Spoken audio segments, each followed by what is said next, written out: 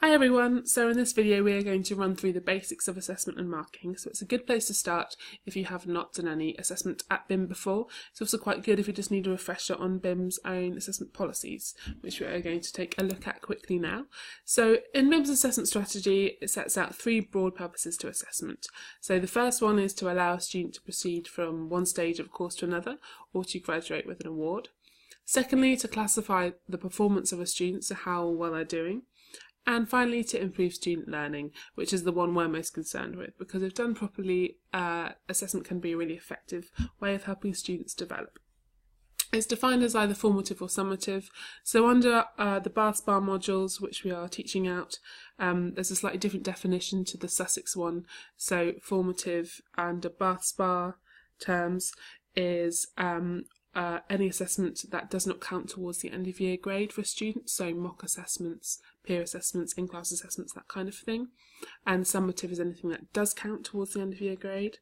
Under Sussex, slightly different. Formative also includes all of those things, but also the first assessment within a module if there's more than one.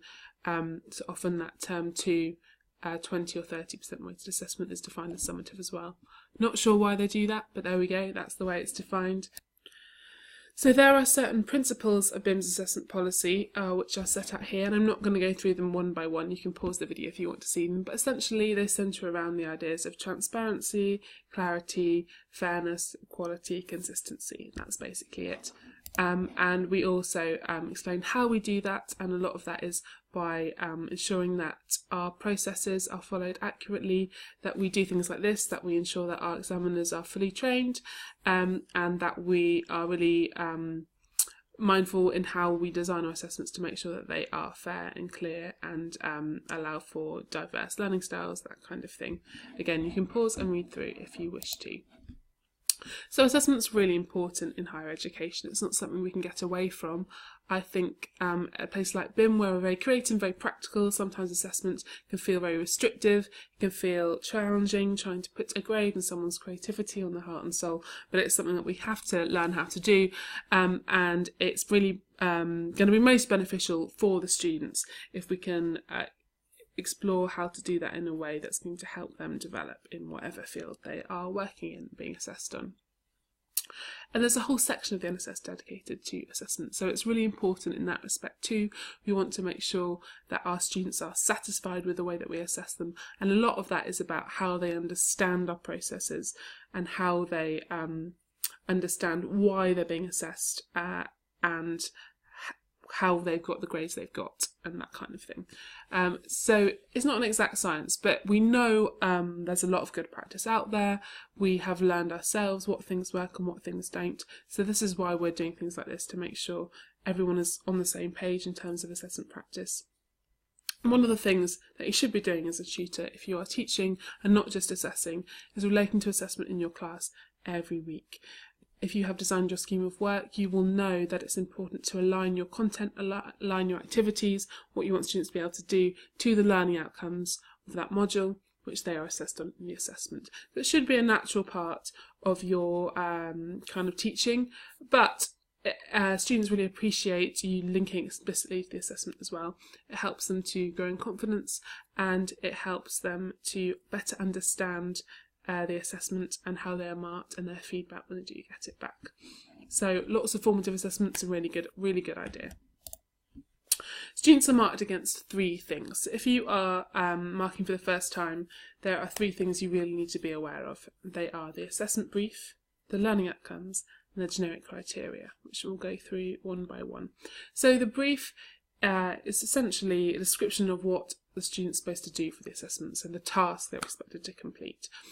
Sometimes these are very detailed, especially with certain types of assessment, or perhaps in year one that might be more detailed. Sometimes there's more room for student interpretation. It really does depend. There's no kind of set approach to this. But if you are not the module leader or tutor and you're not clear on what the student's supposed to do from the brief, then do make sure you speak to the module leader or the course leader and get some clarity there. But there should be enough information on the brief for a student to be able to complete the task and someone to be able to mark it. On the brief you will find the learning outcomes. So these are really important for each module. All learning outcomes must be achieved in order to award a pass mark, which is 40%.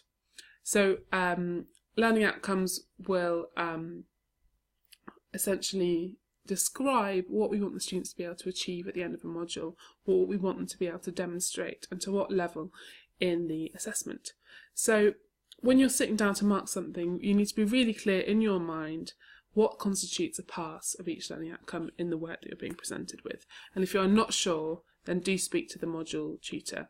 In an ideal world, all the learning outcomes would make this incredibly clear, and you would know exactly from the brief to what level the students are expected to achieve these learning outcomes.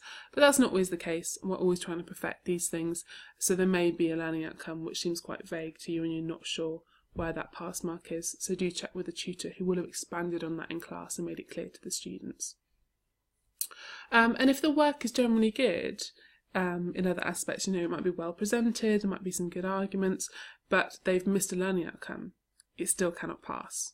That's the bottom line. They must pass every learning outcome.